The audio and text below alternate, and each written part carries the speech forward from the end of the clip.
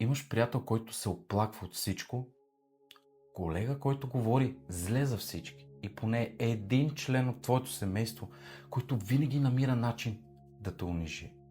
Запази това видео.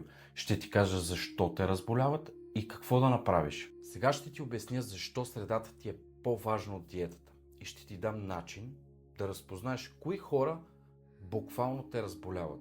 Има една стара мисъл. Ти си средно аритметично на петимата хора, с които прекарваш най-много време. Повечето хора я приемат като смешка, но не е смешка и не е измислица. Това е чиста неврология. Имаме неврони, които буквално отразяват състоянието на хората около нас. Когато си тревожен човек, твоята нервна система става тревожна.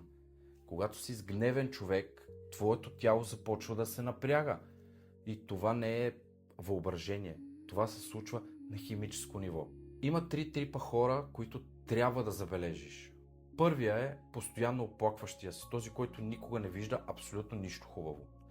Когато си с него, мозъкът ти влиза в един защитен режим. Кортизолът се вдига, а имунната система пада долу.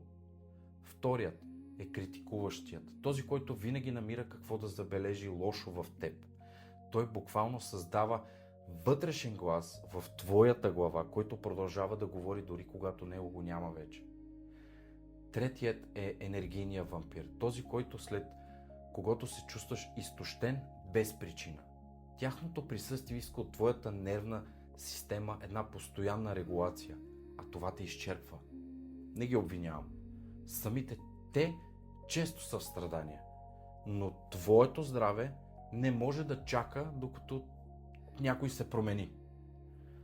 Тази седмица направи едно нещо. След всяка среща с някого, спри за 30 секунди и попитай как се чувствам в тялото си в този момент. Лек, тежък, свободен или стегнат, топъл или просто празен. Никак. Тялото ти знае. То ти дава отговор преди мозъка да започне да анализира и рационализира. И когато започнеш да го забелязваш, ще видиш много интересни неща. Едни хора те разреждат, други те зареждат. И това не е психология, това е чиста физиология. Не дължиш достъп на никого до теб, дори на семейството, на стари приятели, на никого. В следващото видео ще ти кажа защо плачем, когато ни прегърнат и защо това всъщност е знак, че нещо в теб започва да оздравява. Последвай ме, за да не изпуснеш видеото. Утре вечер ще го кача.